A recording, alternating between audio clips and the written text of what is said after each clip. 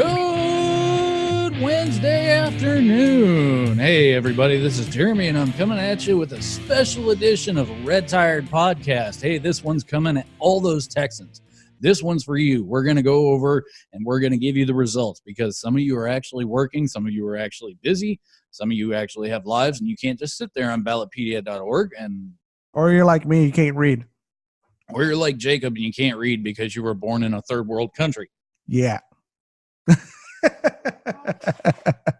So there's Jacob's introduction, I guess. Good morning, Jacob. Good evening, Jacob. Good afternoon, Jacob. Good whatever time it is, Jacob. It's doing great. I'm so excited. I'm so excited about these elections. Yeah, my introduction was very lazy this morning. I apologize for that. So, did the elections work out for you? Some did, some kind of make me question a lot of different things. Mm-hmm. Before we go into elections, I want to address one thing. See that little mark right there on my nose? Mm-hmm. Yeah, I got scratched by a cat. So for all of you guys over there on YouTube that are wondering what the hell is on my nose, or if I forgot to wipe a booger off or something, no, that's a scab. A cat scratched me. She's apparently afraid of dogs. So wrong place, wrong time. There you go. So what have you been, Jacob? You've been pretty busy the last couple of days though, haven't you? Yeah, actually helping my wife get her company off the ground, and we did our first assembly, it went fantastic. Kids loved it. What I really loved was, some of the kids, because we stayed there until the school was over. They came out of their way to thank my wife for coming out and showing them everything, and basically turning them into professional artists in the making. There it is, professional artists in the making. Yeah. So in your absence, I've adopted another one of our grunt brothers, Bill. I assume that you've heard. Yeah, I know who Bill is. Yeah, no, I'm just joking. I know you know. Say it like I'm angry at him. Well, he's an interesting comic relief for the otherwise seriousness that we typically bring. Mm-hmm. And he's a very animated character, and I'm kind of glad to get him on camera and actually put some of his stuff out there, and so that people can see like all the diversity that actually exists within the veteran community. Mm-hmm. So Bill's on board. Welcome, Bill, and Jacob doesn't care. Yeah. Moving on. Jacob doesn't care. So I assume you've heard about some of the other stuff that's taken place in the last couple of days, the ambush with the cartel and in Mexico. And insane. That terrible tragedy. And I haven't, as far as I know, I haven't checked the news this morning because I wanted to have a good day for a change. No, I'm just kidding. But as far as I know, Mexico has not actually taken Trump up on his offer to help clean up the cartels. Is that correct? Yeah, no, he is like, no, senor. If I had said that, it would have been racist. No, I think what happened, I think he's concerned about re-election. Mm. Lately, a lot of people, they think that they socialize with our president or anything else like that. That's it. Their day in politics are over. Are you talking about the Mexican president concerned with re-election? Yeah, exactly. Yeah, I know, but still, he tries to, he's representing his voters, and most of Mexico, he's not a huge fan. Trump's not a huge fan over there. So I think maybe we should go down to Mexico and take a poll. Good luck, buddy. I'm brown and I won't even go. Yeah. Yeah, you're brown and you wouldn't go over there. That's no. That doesn't put it into perspective. Now there's some great places in Mexico. There's a lot of places that are very tourist friendly. Yeah, I'll just stay away from the border towns. Oh yeah. The border towns where all the sicarios hang out. And that's where this incident took place, was about 90 miles south of the U.S.-Mexico border. So, and it was right there on a highway. Yeah, no shame. No shame whatsoever. It's just, yeah. They probably didn't pay their toll bill or something. I don't know. Does Mexico do tolls? I shouldn't make a joking matter that people actually lost their lives. Yeah, it's certainly not a joking matter, but it raises a lot of questions because at some point. Well, you got to think the police broke contact literally broke contact when they came to rescue, Junior from the Mexico prison system. So that goes to show you who has the firepower, superiority here. And it's insane, man. That's like, we were called as infantrymen if we were stationed at Fort Hood and we had a gang problem in like Brownsville or whatever, and we had to break contact because they had a 50 cal and here we are with our M4s and we forgot to bring our Bradleys or whatever. Well, and it's funny because Bill brought up a very similar point yesterday when we were talking about this, this morning when we were talking about this, excuse me. And he said that, because we're talking about the possibility of a joint effort here. And he said, I have a question for you. Did you, when you were over there in Iraq, did you trust the Iraqi police? And I was like, well, that's a good point. No, really, I didn't. No, most of them. That's why most of them were gone when they blew up their own station. Yeah. And my estimation of the situation is, we're comparing the Iraqi police with the Mexican army. I think I hold the Mexican army a little bit higher in esteem than I do the Iraqi police. I'm not saying it's all good because clearly there's tons of corruption over there. But can we really trust a joint effort with the Mexican military? I say no. That's scary stuff, man. It's kind of like insurgency and guerrilla warfare to the extreme. Something that actually, to be honest, I don't know. I can't speak for the military now, but from the last time I retired in 2013. I don't remember doing a whole lot of insurgency and guerrilla warfare tactic or anything that's counter to that, besides, we're still heavily focused on IEDs. We're still heavily focused on winning hearts and minds. And, we're still, it's not a army mass kind of thing. Now I kind of see SOCOM maybe, first, second, third Ranger Battalion and your tier 2 groups and your tier 1 going over there and handling things. But tier 3 as an army as a whole or Department of Defense as a whole, no. It's an interesting perspective. We don't get the training or the funding for the training. Well, we do have. And honestly, here's another scary part though. So say, you get Fort Hood or whatever gets tasked to go down there and do the first task force, 4th ID or 1st Cav or whoever, right? I don't know who's stationed there now, but you still have soldiers' families there. We don't know anything about individual soldiers. So if you're going there, and this might be touching a really touchy subject a lot of people don't want to talk about. This is me as a realism and a person that thinks about tactics, and every avenue of attack is, how do you know information is not getting leaked to family members of what we're doing? And that alone, that tells me I can't even trust my own service members that I'm serving with sometimes. Well, there's always going to be leaks. There's no way around that. No, I'm not talking about leaks, though. I'm talking not the kind of leaks that we experienced in Iraq. I'm talking about leaks as in my brother is a cartel and I need to let him know what we're doing next. And maybe he turns around and shoots you in the back because, blood goes. Blood's thicker than water and all that BS. Yeah. Yeah. And you make a valid point because we do have a lot of people who are in the military who they're of Mexican origin, but they want to be citizens of the United States. And I don't blame them for that. Hell, I want to be a citizen of the United States, and I already am one. I was born here, but I want to be here too. And so you do make a valid point.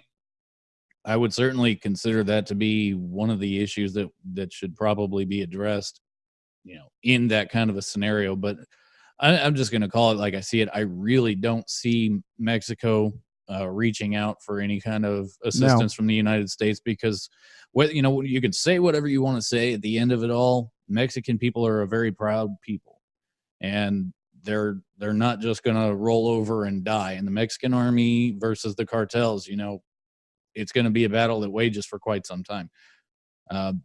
If in the future there is any kind of a situation where they actually decide like, okay, this is getting a little too out of hand, maybe we should reach out and talk to somebody on the American side. It'll be too late. well, I don't know that there is such a thing as too late, but I do know that the American military would be ready, willing, and able to stand and fix this problem, because it's short-sighted. It's a difficult war to fight short term, but in the long run, what's best for our children? Yeah. And that was the perspective. I think when when we took over, during the Battle of the Alamo, and we kicked Santa Anna's butt, and I think we should have continued marching forward and just occupied Mexico and kept it. We could have done Mexico, turn them into a state. Or there's another option. We could just go ahead and take another page out of Trump's book and just offer to buy Mexico. All right. No, it's gonna. One thing I would like a final thought here and a final comment on this whole issue is that it reminds what Mexico and the cartels and just the corruption in Mexico in general. It kind of reminds me of Syria, but it's more contained. It's a contained Syria kind of situation. What the cartel is opposite with ISIS is they still want to maintain somewhat of an order, because they're worried about the money side of things. Because if the spotlight's on them too much, then that lowers their chances of making money. Because then you get the DEA, America into it, and that's what they don't want. So the one thing too you got to think about is this hit against the Mormon family, the Sicarios that took them out. Was this approved by the cartels or not?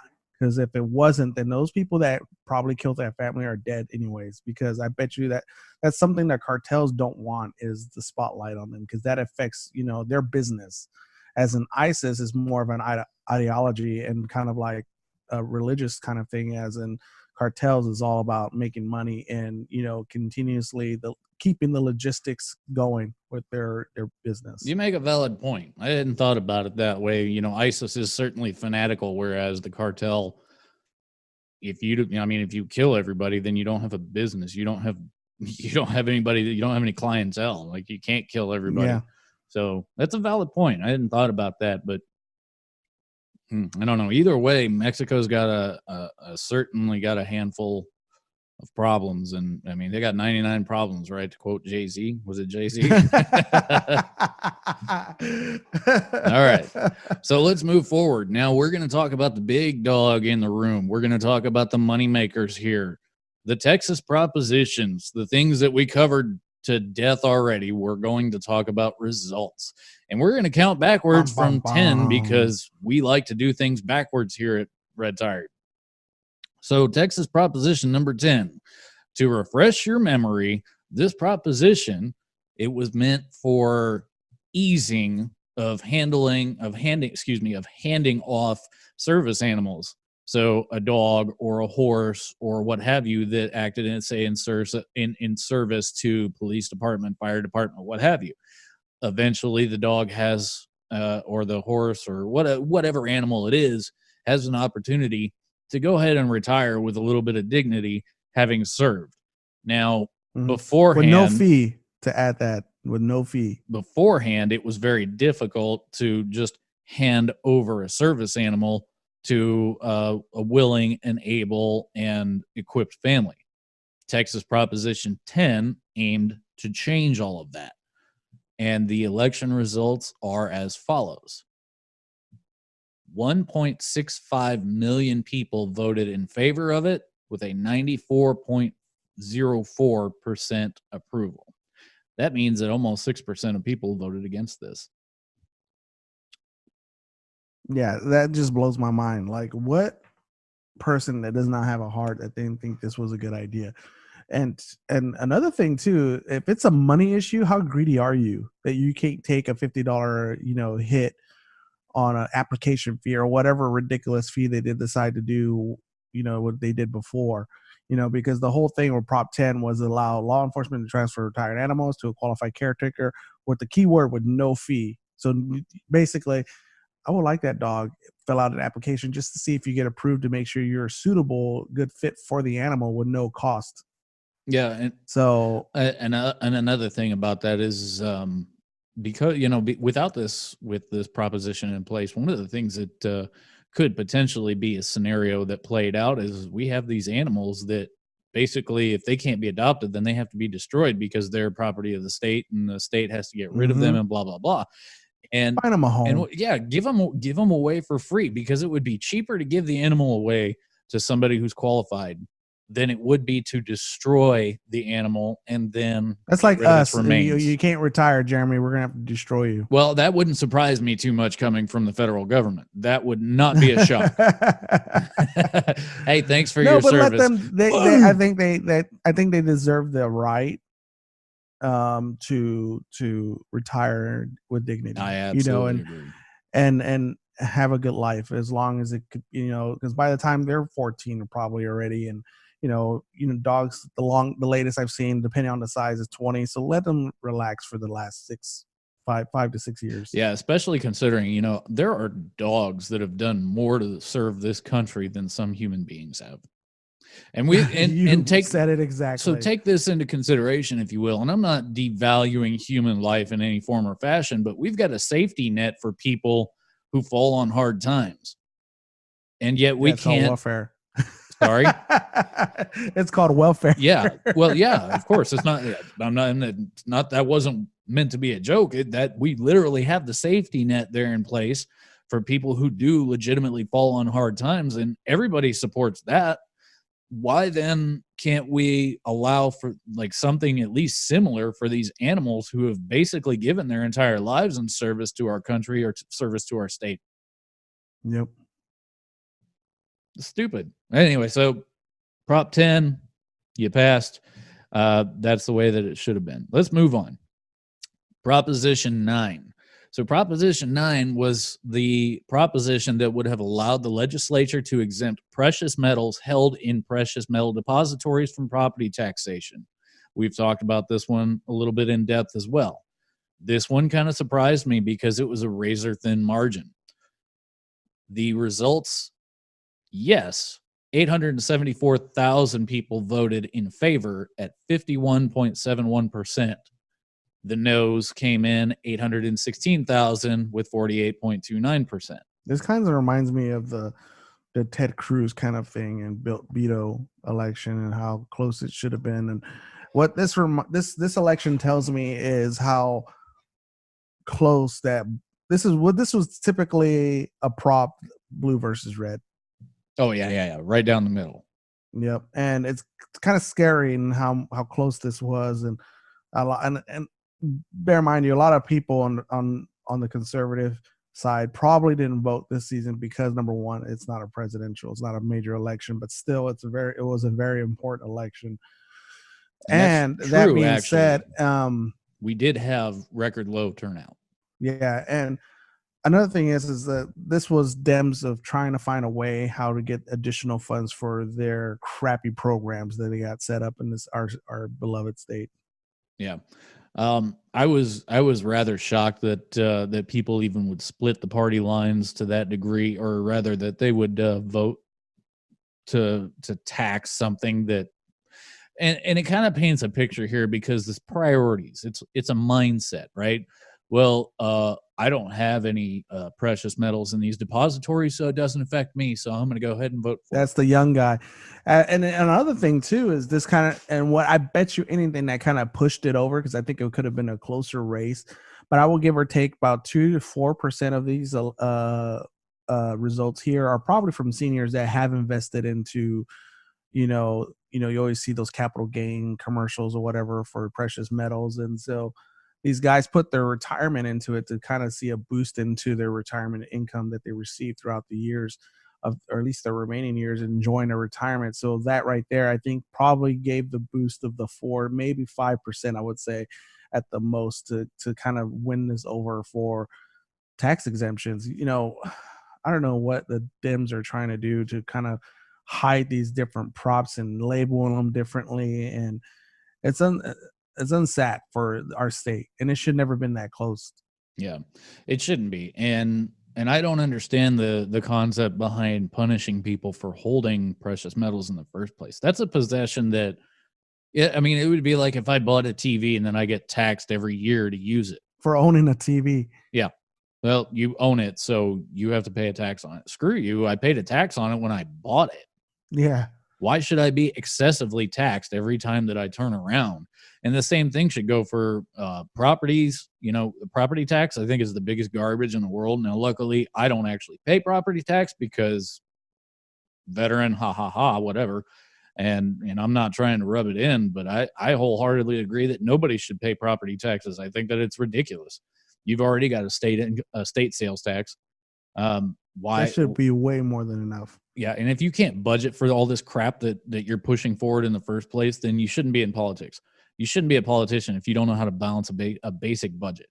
It's something that every adult should know how to do, but because it's not your money, you're not emotionally invested in it, so you don't care. So, hey, screw this guy who's got a couple of gold bars and he's keeping them safe somewhere.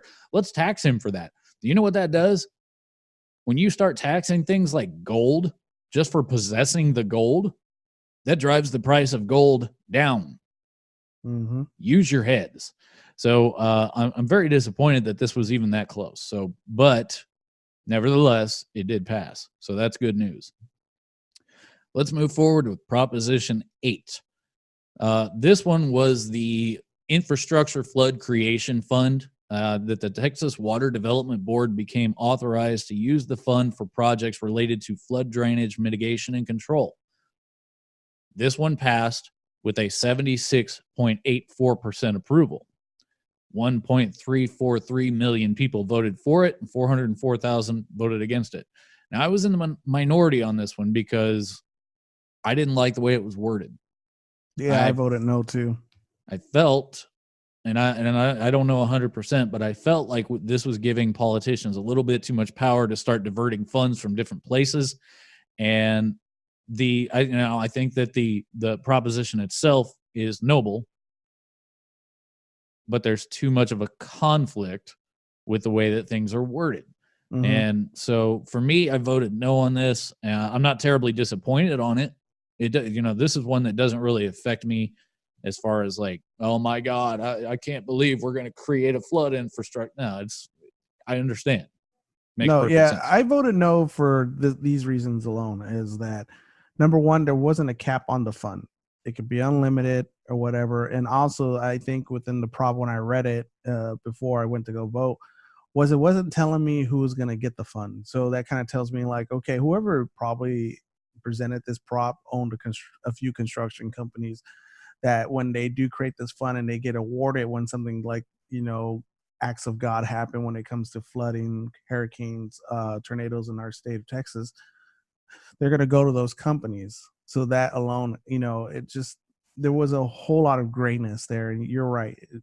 It was kind of like, I don't know, and it also and then the last final thing I would say, it's not telling me where it's coming from. I think it actually does. Yes, it does. The ballot measure allocated due to language in a in a supplemental appropriations bill, $793 million from the Economic Stabilization Fund, also known as the Rainy Day Fund, for the Flood Infrastructure Fund. The enabling legislation of Proposition 8, Senate Bill 7, outlined how the Flood Infrastructure Fund receives revenue beyond the one-time $793 million from the Economic Stabilization Fund. So they're actually pulling it from a stabilizing fund, or the rainy day fund that they call it. That's what they're saying. I think the rainy day fund should stay there for rainy days. But which is ironic because it's actually a flood infrastructure bill. But nevertheless, it passed, and I'm not losing sleep over that one. It doesn't bother me. Yeah.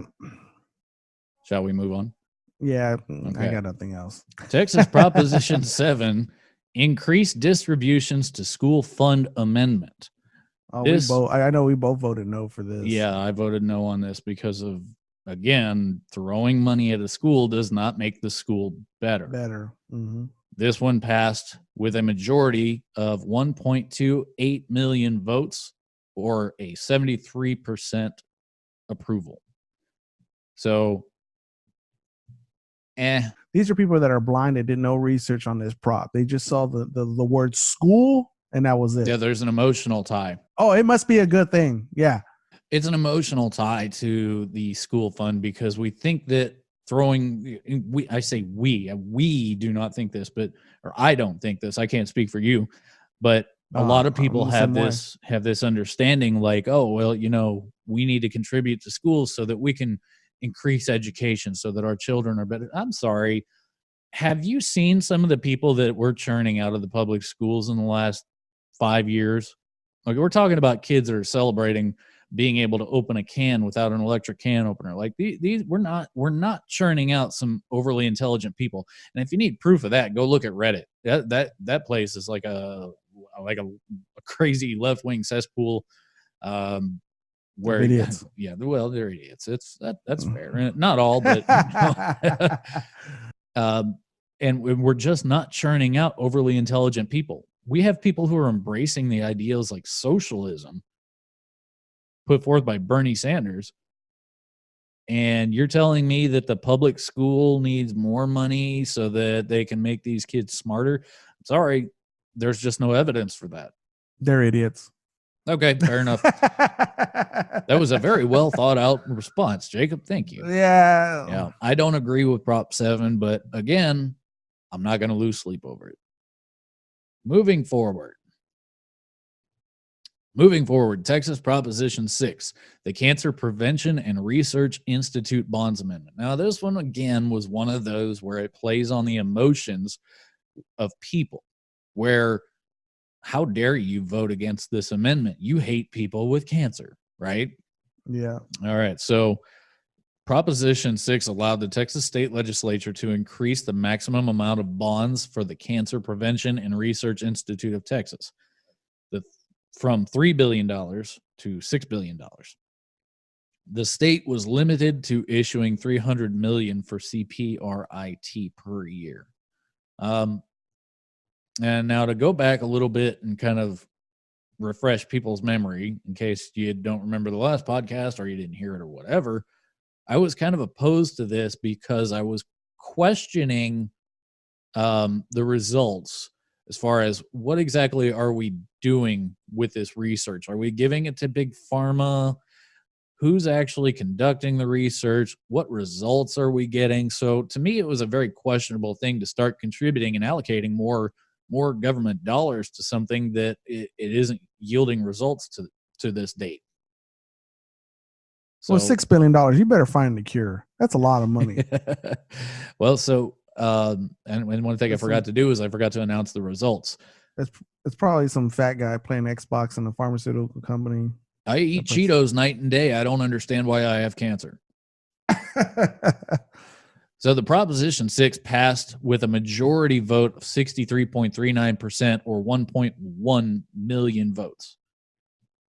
We only had 1.7 million people showing up to vote. That's kind of embarrassing.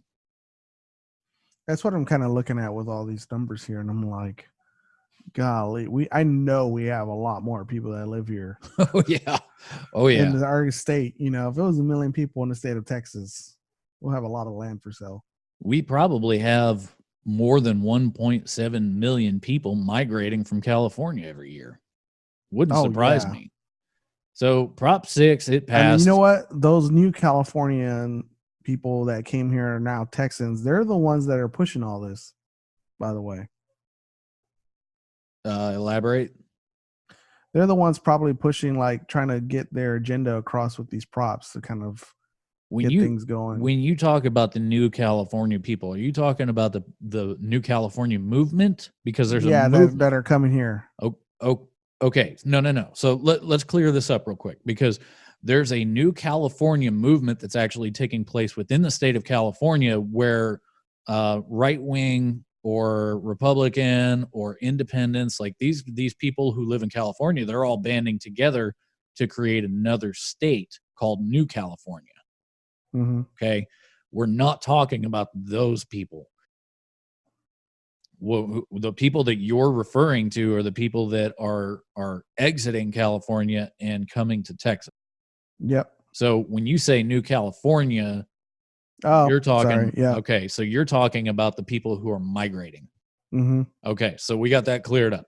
We're not blaming the people that are in the New California movement for our policies. You guys are doing some awesome stuff. I hope that you achieve some success in what you're doing. Moving forward, sorry, Jacob.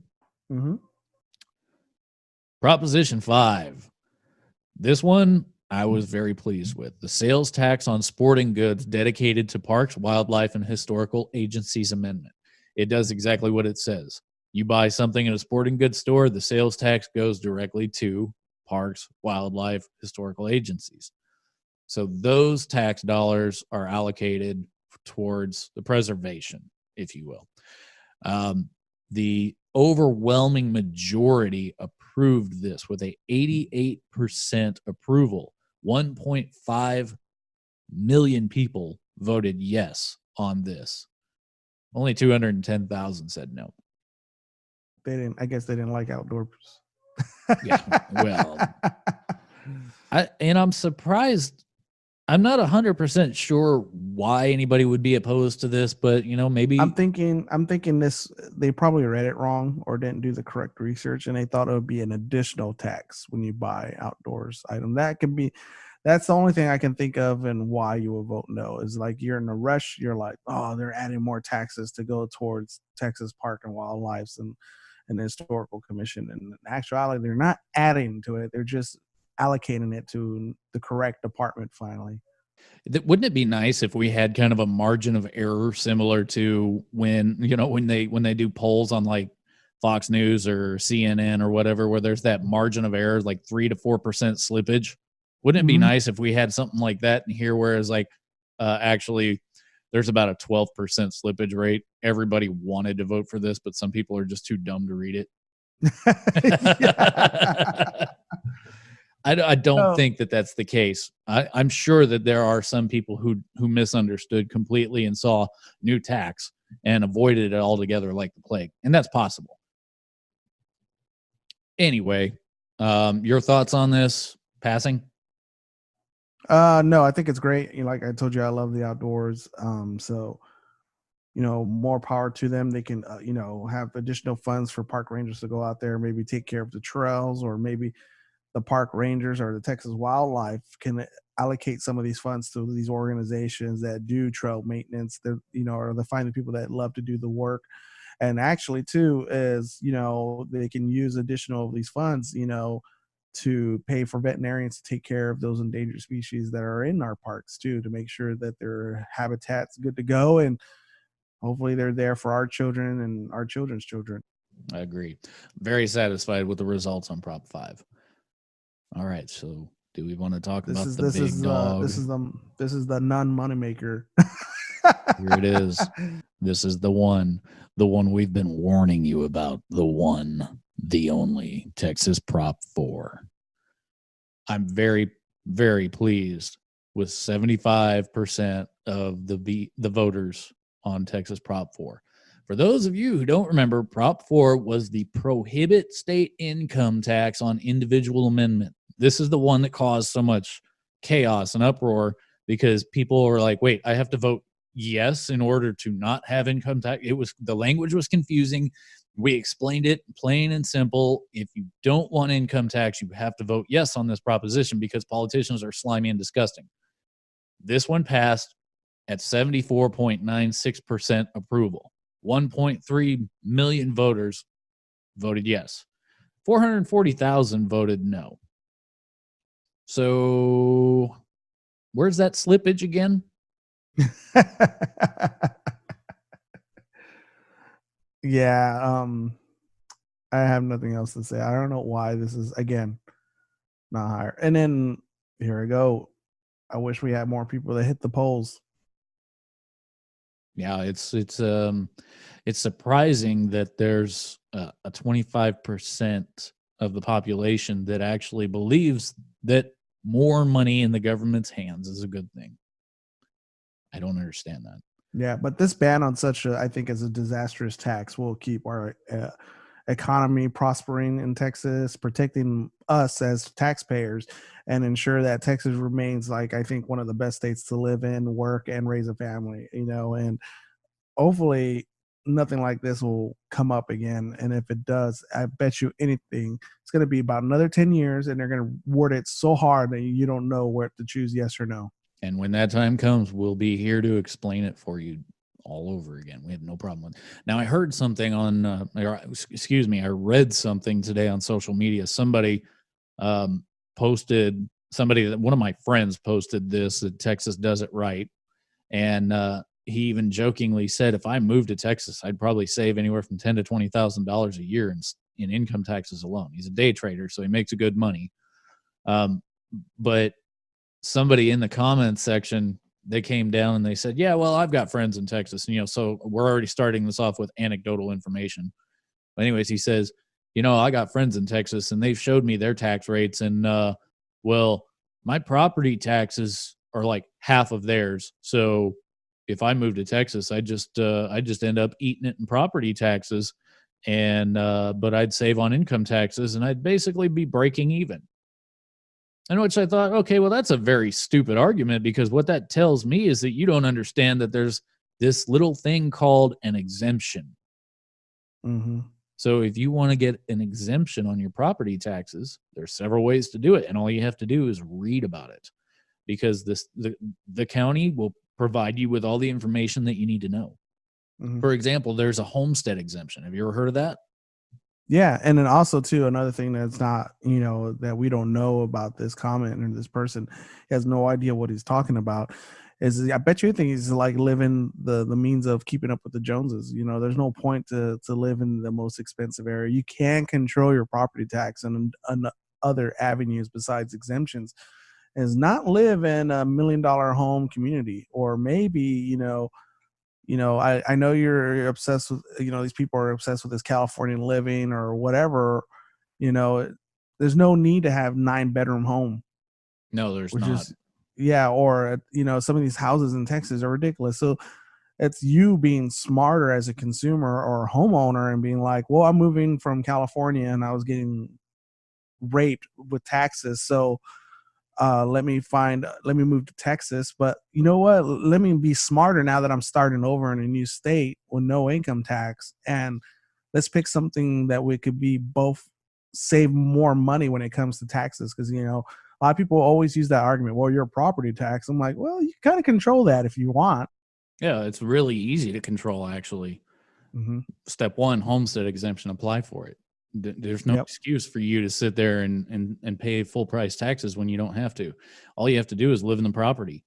It's that easy, and you'll get an exemption for it. And then another thing you can do is, we talked about this, if you're a veteran and you're over 50% disabled, you'll get a discount on your property taxes if you file for that. But a bigger one, and this is one that everybody forgets about, is if you've got if your property has got even a small piece of land and you want to avoid property taxes, go buy a couple of goats or a couple of horses or something. That's your lawn maintenance right there. They'll eat your grass. Yeah, you got your lawn maintenance and you get an exemption because you've got livestock on your property. There's so many different ways to avoid taxation. And we can go, this is a huge rabbit trail. In fact, in the future, I think maybe one of the things I want to talk about is something that my brother brought up, was the health savings account and how you can shelter your money for your taxes. You can shelter your income from taxes by utilizing things like health savings account. You contribute to a health savings account for like $5,000. That takes $5,000 off of your income. So you can effectively lower yourself in tax brackets through investing in retirement accounts, health. There's so many ways to shelter your money from taxes. It's just we're so lazy. Again, rabbit trail. I'm going down a rabbit trail, but stop paying more than what you have to. Yeah, research. Listeners, we said this even when we started talking about these votings before these results came out, is do your own research. We can only show you the door. You're the one that needs to go act on it, or if you want to learn more about it, or you could be like, even if you're just one of those people thinking that we talk fallacy, then go prove us wrong. Yeah. Good luck. Go ahead, prove us wrong. We want you to do that. We want you to challenge us. We want you to challenge yourself. And the main reason why me and Jeremy, and I know I'm digressing here, is that we want to help you live the good life. And honestly, the good life is finding different avenues to save money from taxes. That's it. Get the government out of your pocket, and you can live a much better life. Beautifully said, Jacob. All right, that's right. Prop 3. Yeah, we gotta get moving. Sorry about that. Texas Proposition 3 was the temporary property tax exemption for disaster areas amendment. What this did was it allowed for the state government to tell local governments, like, hey, get off their backs. Their house is flooded, or hey, their house is destroyed, or they're in a disaster. Let's give them some freaking tax relief, right? So specifically the Hurricane Harvey situation, where people in Houston lost their homes, they lost a lot of stuff, but they're still paying property taxes. Give them a freaking break. So I'm proud of the state, because they approved this one with an overwhelming majority of 84.93%, or 1.483 million approvals. Again, you still got those idiots. Yeah, the 15% at 263,000 people who voted against it. Here's my thinking here.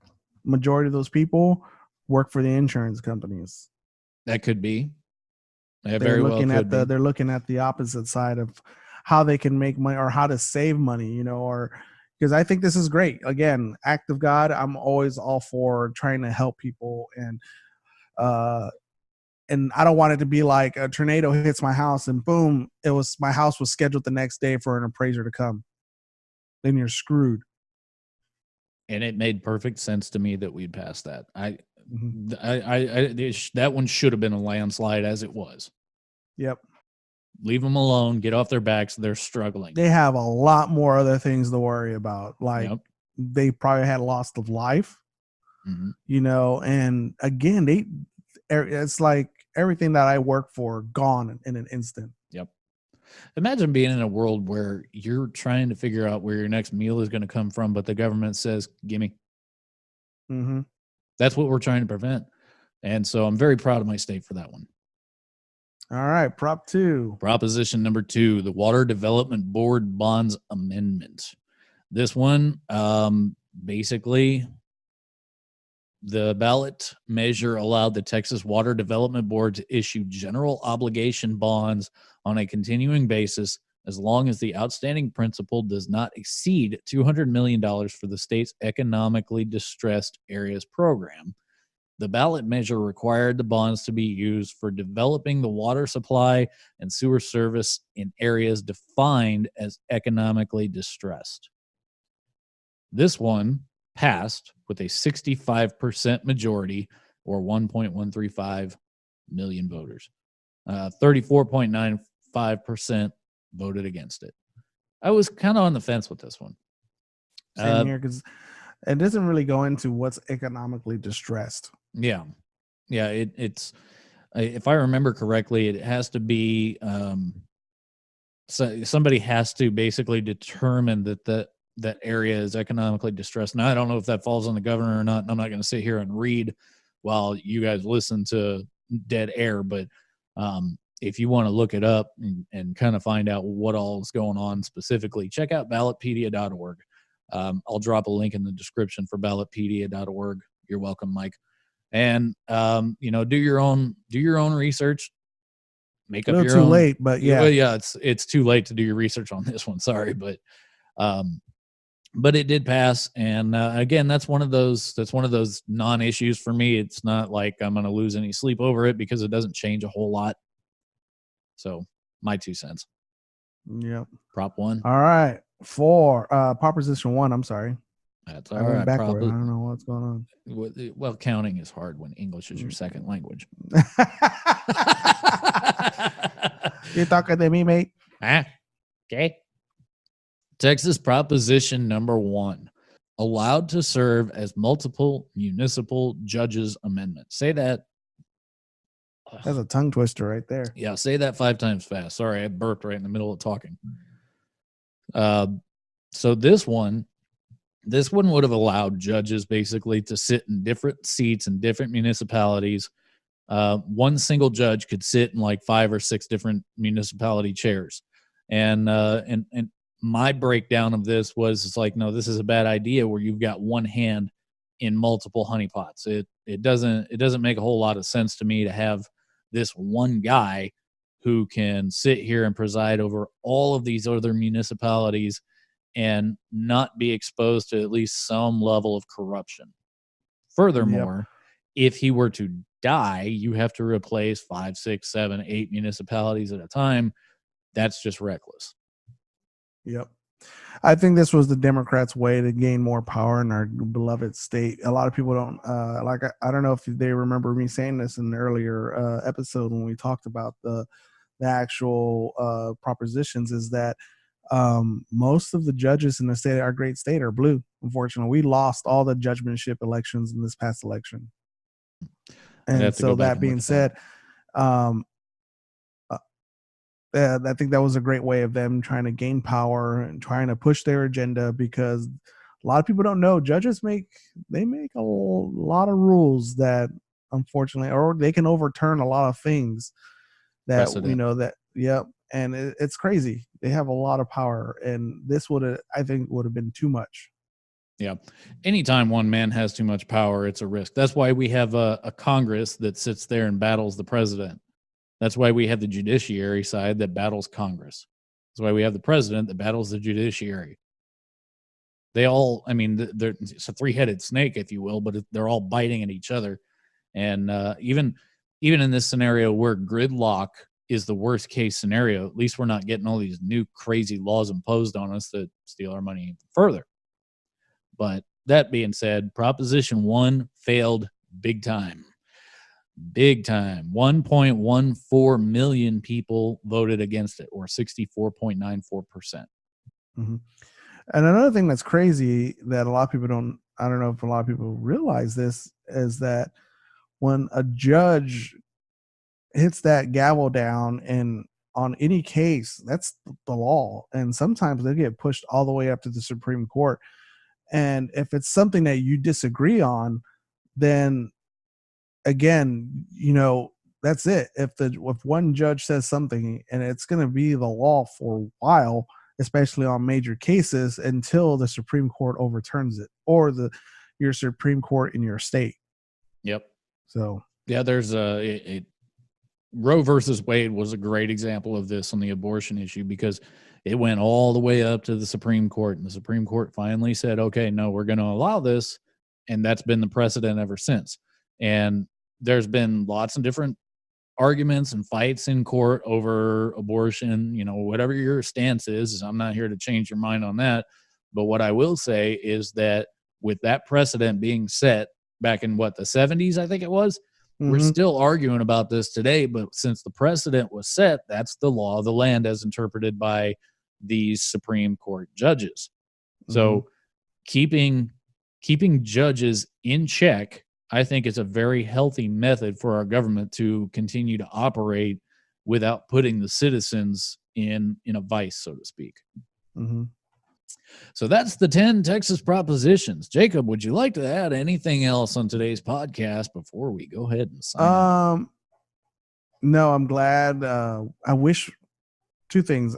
I'm glad we had some smart voters out there that did their research, and it showed in the polls in most of the propositions. Now, one thing I am as disappointed too as well, on the other hand, is because we should have a larger turnout. We are a huge state, and I know in the Dallas, Fort Worth area, I know we have more than 2 million people in just this region alone. I know you probably have a lot of people in your city, and a lot of people in San Antonio and Houston and El Paso, and just even the red cities, Lubbock, Amarillo, and just it was sad that we didn't have a huge turnout. And it's unfortunate, because a lot of people, like our friends, have died for this freedom, and no one takes advantage of it. That's one way to put it. You're not wrong. So the population of Texas as of 2019 is approximately 29.12 million. 29 million people. And we had 1.7 turnout. That's astronomically low. So people don't think like in terms of election years or what have you, like, well, it's 2019. I'm just not going to vote. What are you thinking here? I mean, this Prop 4, that was a big issue. That was a dangerous issue, the state income tax. Yeah. Could you imagine if people who had some kind of a weird fetish for trying to take your money showed up out of nowhere and overwhelmed the vote? There's really no reason or no excuse for this. You should be showing up to vote every time that there's an opportunity. It's your civic duty. Now, granted, of course, unless you're a felon, which that's a different story altogether, and Bernie Sanders is probably the only one that's fighting for you to get a vote in prison. But regardless, the good majority of people should have turned out and voted and made this whole thing a landslide. But no, it's just a small minority that decided the future of Texas. And that's scary. And I don't know what's going to take for people to really open their eyes and realize that, no matter how small the issue is, that eventually it's like the snowball effect. It starts small, rolling down the hill. And eventually when people start realizing like, man, I should have went back and voted. I could have turned this whole situation around just by my one vote, or, because, man, there's huge things that happen in our country that the margin was only a few hundred. And it's scary that people are like, no, I'm all right. I'm good, man. I'll just collect my welfare check. I'm good. I voted for the state income tax. Hey, well, and I would look at it like this. I would just say this one last thing before we go is, if you're not getting out and voting, you don't have the right to sit there and complain later on and when things don't go your way, when you're upset with the election results, or all of a sudden you're getting taxed more, or your tax dollars aren't being allocated the way that you think that they should. Well, you didn't vote, so you really don't get much of a say. So the only acceptable response to somebody not who didn't show up to vote, if you didn't show up to vote, my only response to you is this: do some freaking push-ups. Hey, I actually want to say one more thing, Jeremy, if you don't mind. Go ahead. Before I start my push-ups. And this goes this goes back into how important the judges and voting is that the 14th Amendment, right? You know that one, mm-hmm. The being an all-born citizen here to vote and stuff. And one thing that's very important is that it actually started with Elk versus Wilkins in 1884. And it all started from a Winnebago Indian in an Indian reservation, and he was not allowed to vote because he was born in the Indian reservation and he was not considered a citizen. But he was still here in the United States. So that alone, just that little thing, and I bet you anything, and it was nothing. It didn't hit mainstream media as I don't know what mainstream would be back in 1884, but I bet you if you go and if we did our research, Jeremy, we could find out, I guess papers were printed. You will not find this in the paper. And this was that tiny snowball effect that now is an amendment in our Constitution. So let that sink in the next time that a voting cycle comes up. If you don't vote, do push-ups. Do some freaking push-ups. That's all I got. I don't know what else to say about it. All right, ladies and gentlemen, y'all have a good one.